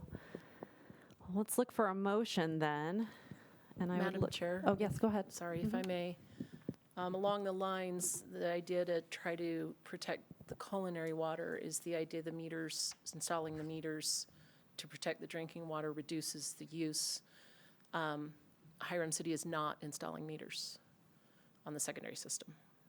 So that's right. That's right. Okay. There's that. Okay. And I'm not trying to be the bad guy. I'm just the one that answers to the auditors and my director and Director Ferry. And I can only go by what the application provided. Yeah.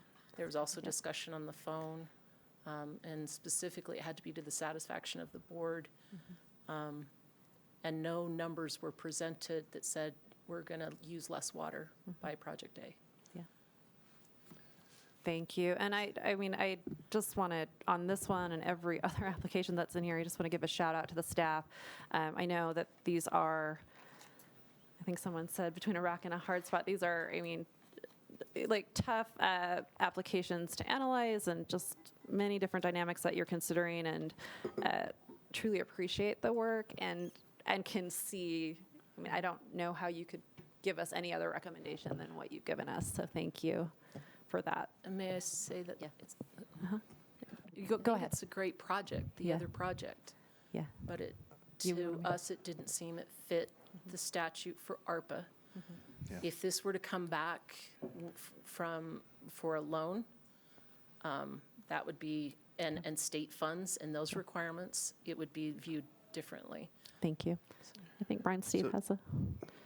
Madam Chair, a question to the project applicants. What efforts is Hiram City doing? I mean, this is not, you don't want to install secondary meters, and that's absolutely your choice. So what objects or what activities are you pursuing to have reduced water use?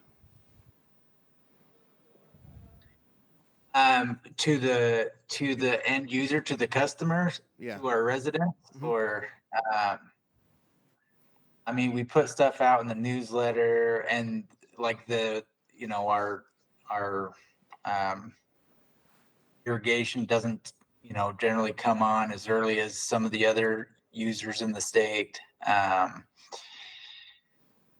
Yeah, those two things are kind of what we've used. Obviously, we put it in the newsletter to conserve water in drought years and things like that. But as far as other than just informing the general public, there's not this quantifiable meters in the ground thing necessarily. It's more educational, I guess. Thank you. Mr. Woodbury, go ahead, and then we'll need to go to a motion. Please go ahead. The system itself is being metered at a commitment to Hiram City. They're adding meters at larger meters tend to be precise. Yeah, they're strategic locations, and the statute states something, for the exemption, that was required to be able to do that. And they've made that commitment on their own dime. Yeah, right. Thanks for that clarification. Director Hassenegger. Just one other thing, Madam Chair, members of the board. I've also, in the conversations I've been in with Hiram, they are metering new connections. This is just, they're not going back. Okay, great. All right. Thank you. That's correct. All right.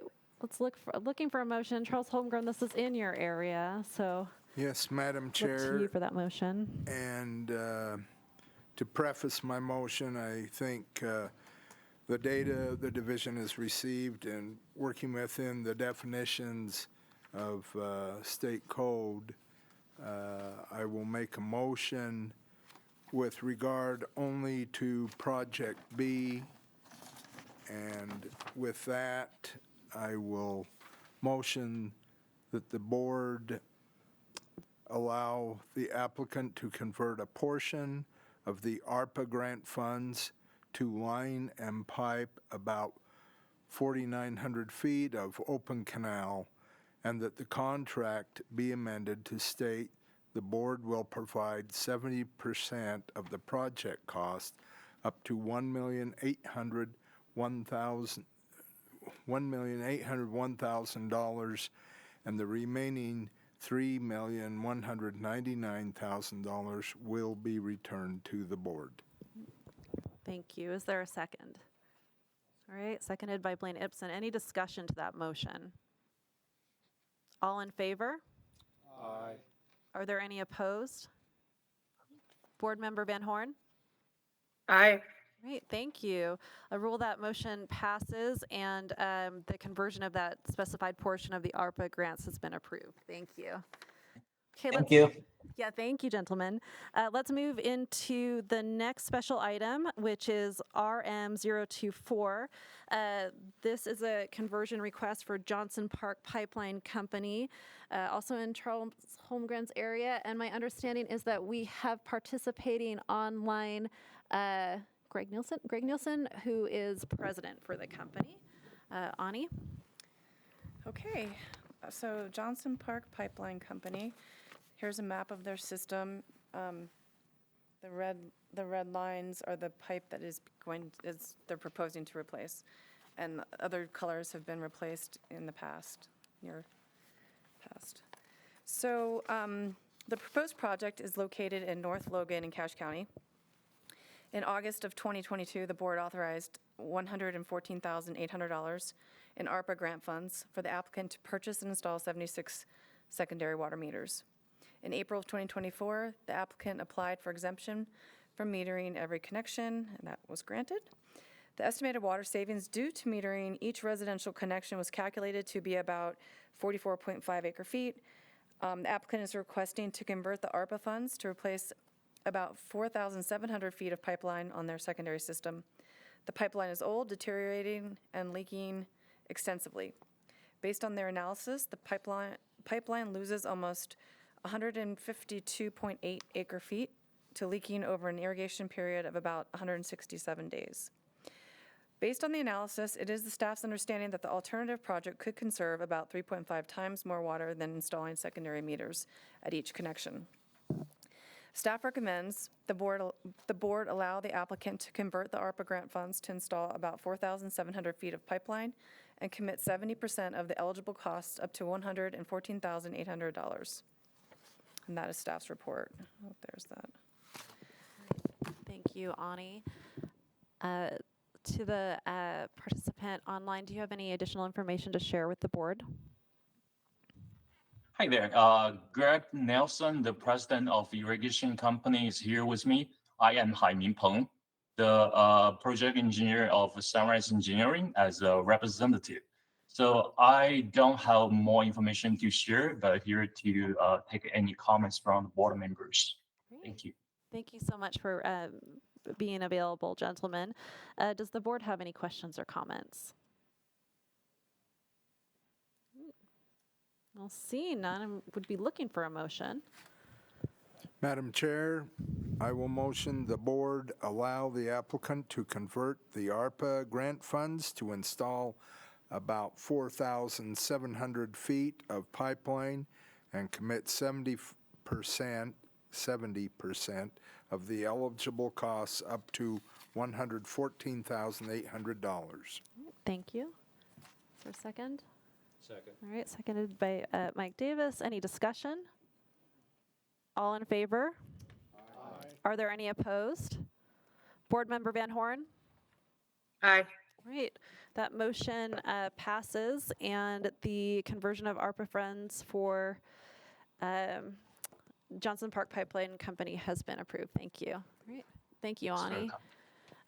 And then the final conversion that we have for consideration is RM064 Paradise Irrigation Company. Again, in Charles Holmgren's area, Marisa is going to do the presentation, and we have with us online Mr. Jason Summers, who is president for the company. And I appreciate Jason jumping on today. I gave him short notice. It wasn't today, at least it was yesterday. Madam Chair, members of the board, just presenting Paradise Irrigation. The purpose of the original project was to purchase and install about 640 secondary water meters. And the purpose of this funding request is to install 3 meters and a vault. And in August 2022, the board committed $1.908 million in ARPA funds for the installation of the meters. And the applicant it has filed for exempt from metering at each user location. And based on the applicant's original funding application, installing the meters would conserve about 379.5 acre feet. The applicant's requesting to convert the ARPA funds to install real-time source meters at 3 locations on the pressurized system. Their analysis estimates that about 76 acre feet of water will be conserved by being able to isolate leaks on the system and locate water users that use excessive water. While the analysis of the alternative project does not indicate that it will conserve more water than is expected to be conserved through metering, if the conserved amounts for both projects are analyzed based on the overall cost of each, the alternative project would be more cost-effective than installing secondary meters. And then we've got that table in the report showing that the cost per acre foot, if they do the source meters, is about $1,386 per acre foot. By installing all the 440 secondary meters, the cost per acre foot of savings is just over $5,000.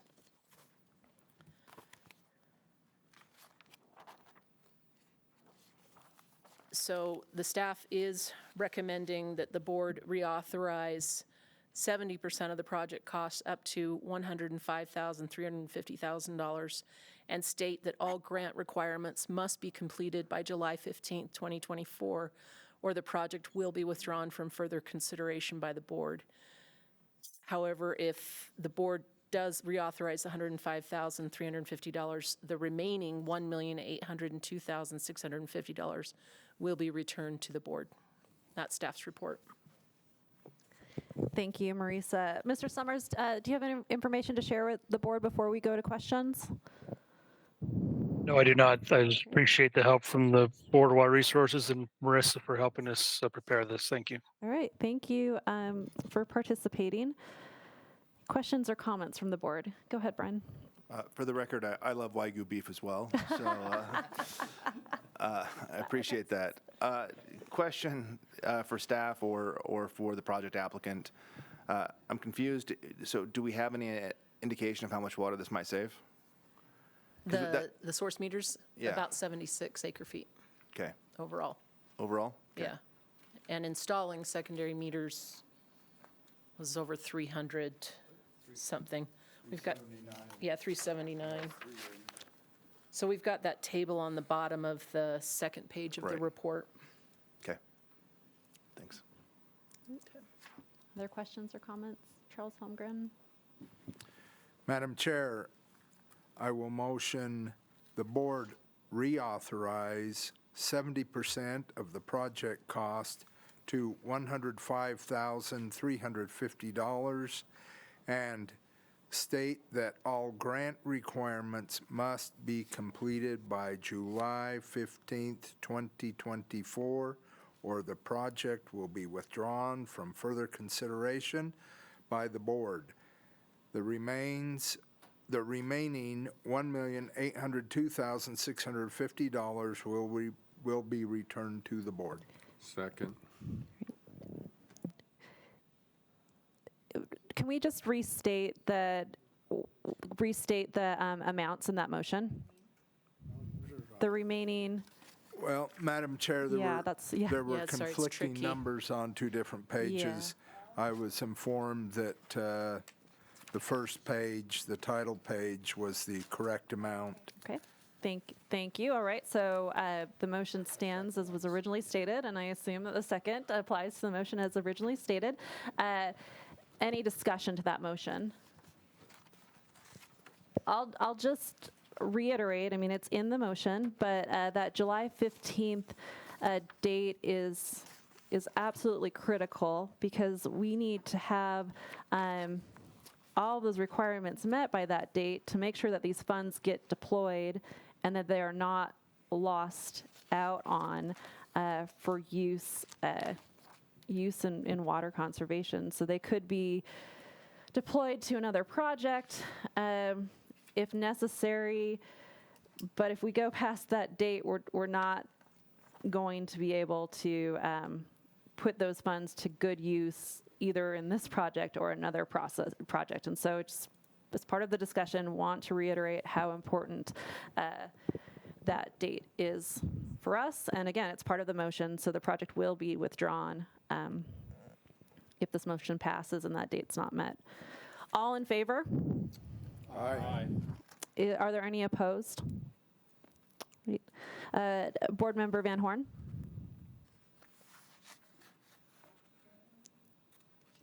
Oh, you think you're on mute, but we saw your hand go up, which we think is an approval. So I'll rule that motion passes. And thank you. Sorry. I appreciate that. I'll rule that motion passes. Thank you. All right. Thank you, Marisa.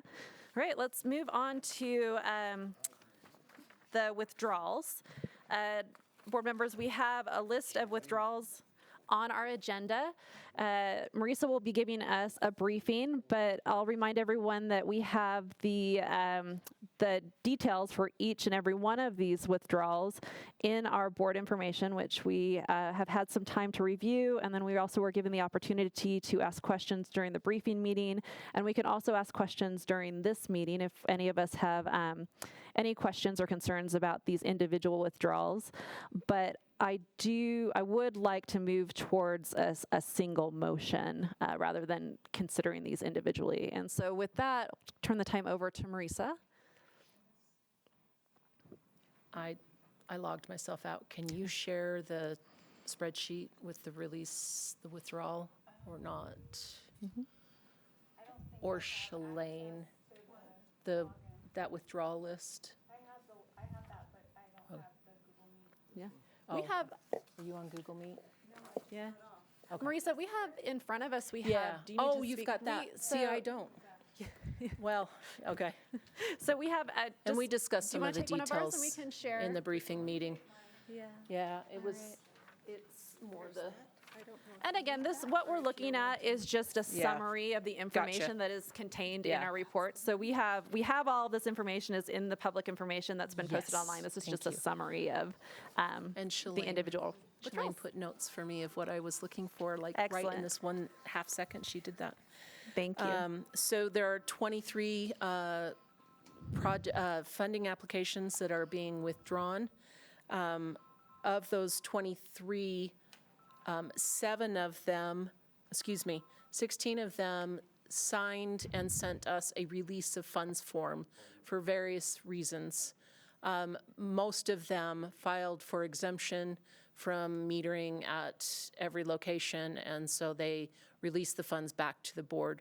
There were 7 that did not get release forms back to us or any information otherwise by May 17th. There were discussions on the phone to 5 of those. 2 of them never responded to us, but we had heard through their engineer or in earlier discussions with them they probably weren't going to meter for various reasons or didn't have time to get it done, and they weren't going to use the funds. So that's the majority of what I was concerned about, just kind of getting across. So there's various reasons why they're not using the funds. Most of these have filed for exemption and have been approved. They don't have to be exempt from the state engineer in order to release the funds.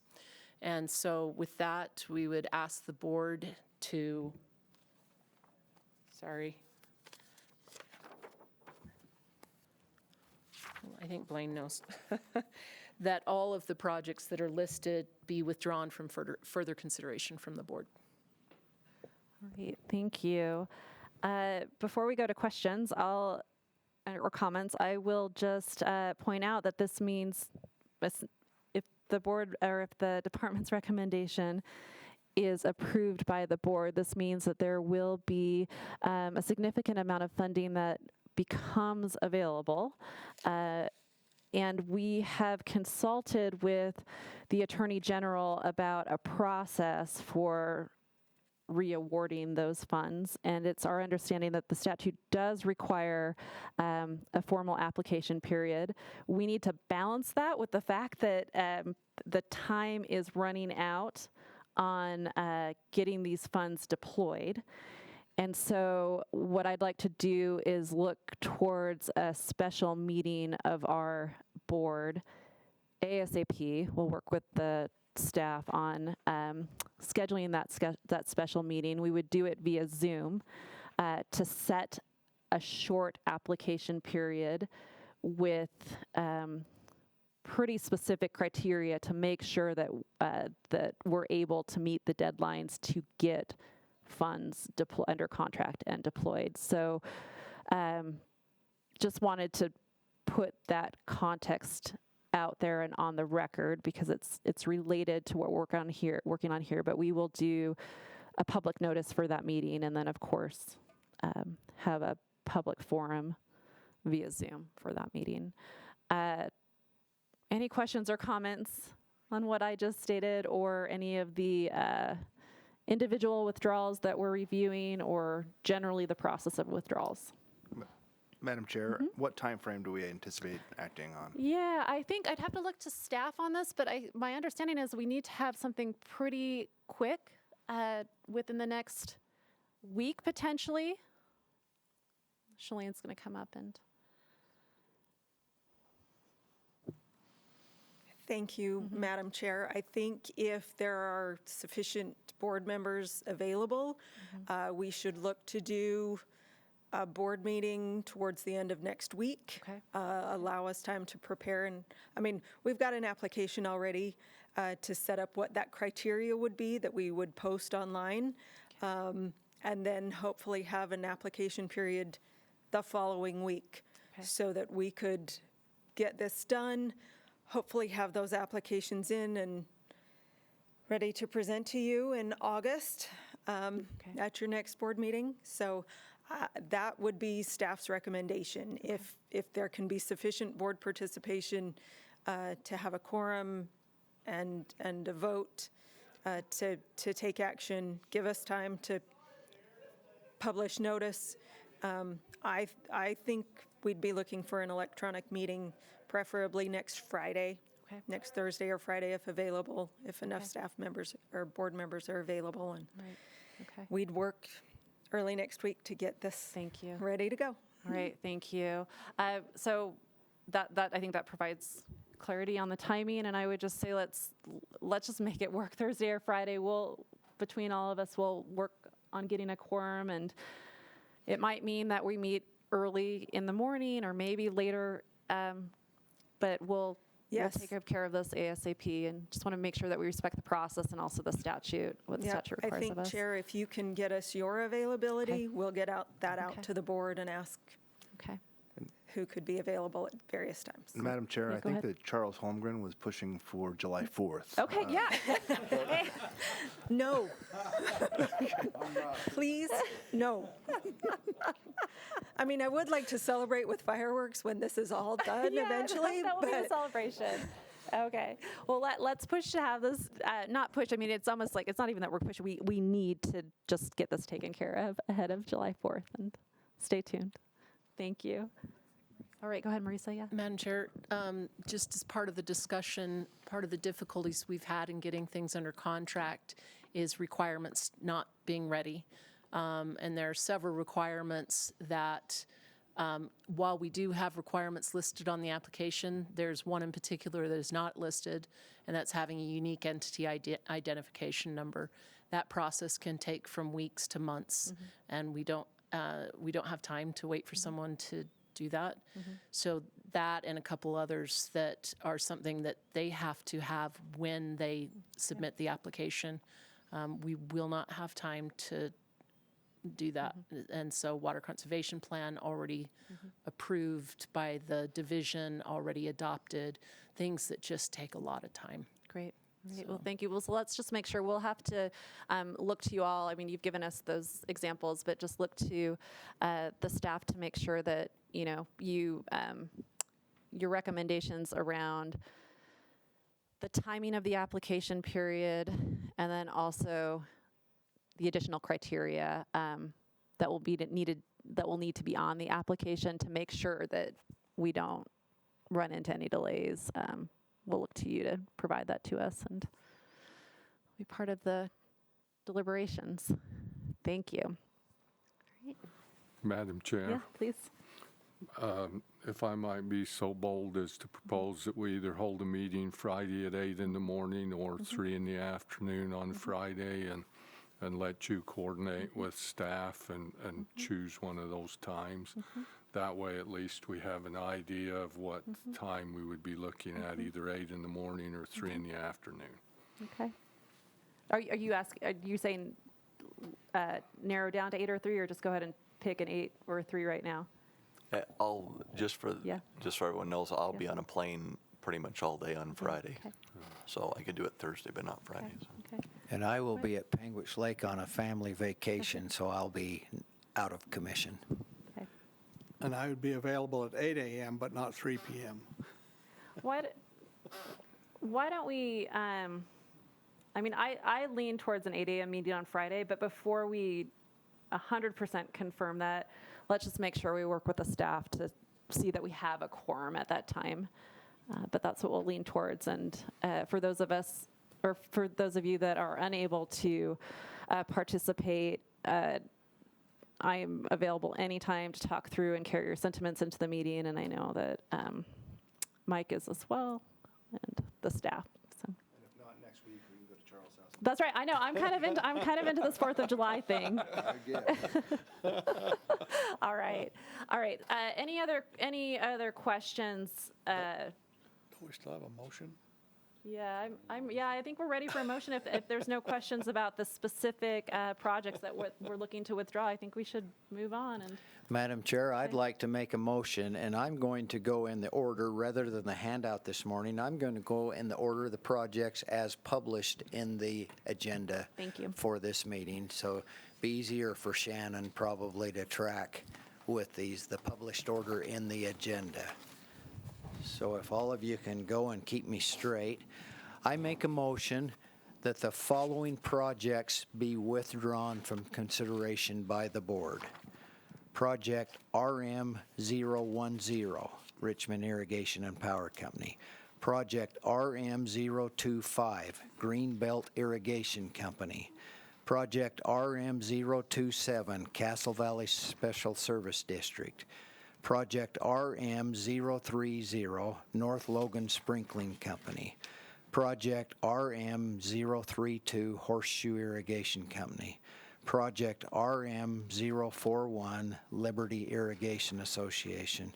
Project RM047, Fountain Green Irrigation Company.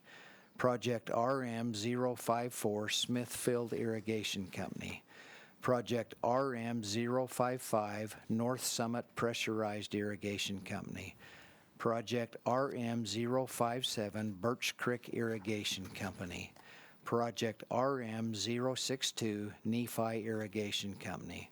Project RM063, Center Hyde Park Water Pipeline Company. Project RM066, 17th North Water Users Incorporated. Project RM069, Leeds Water Company. Project RM072, Green Canyon Sprinkler Company. Project RM075, Loa Town. Project RM079, Center Creek Irrigation Company.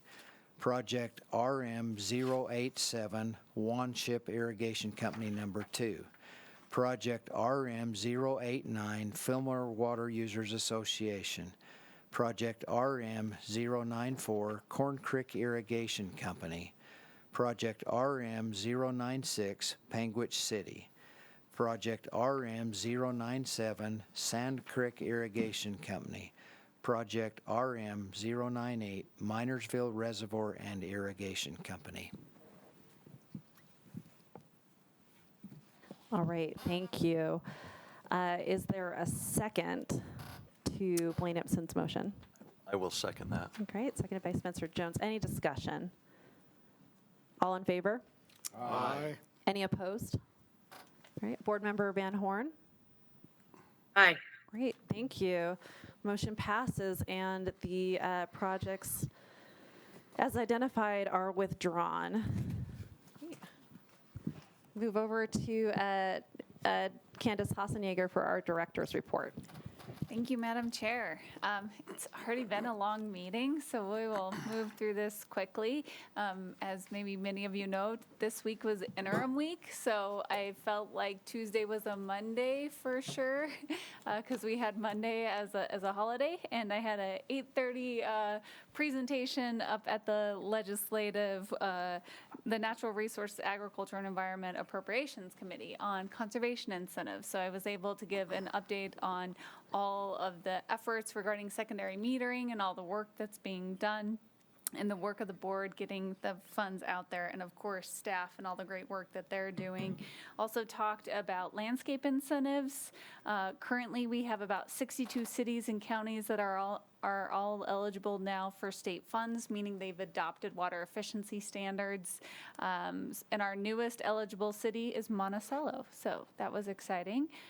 We are making some updates to the rules that we have in place for that program. And this is in areas where the division is running the program. We're going to increase the incentive rates from $1.50 per square foot to $2 per square foot to match closer to what is being seen in areas where there's also a district providing it. And the conservation team has been working to expand our rebate program offerings from Utah Water Savers, which currently we've been doing smart like toilets and then smart controllers, and we're looking to, and those have been typically residential, and looking to expand it into commercial and other areas. And we're also working to develop a home builder recognition program. So home builders have some incentive to build water-wise homes. And then I also got the opportunity at the Legislative Water Development Commission meeting on Tuesday night to present on aqueduct resiliency projects. So $50 million was appropriated in 2023 to help speed up the seismicity resiliency for aqueducts along the Wasatch Front. So we went through an application period, and that $50 million is currently contracted, and one is even already starting construction. Weber Basin Water Conservancy District, so I was able to share some of those. And I have to say, seeing some of the probabilities for a big earthquake along the Wasatch Front is a little scary. I was like, I felt like I had a knock on wood, but I was able to report on that and all the great work that's going on there.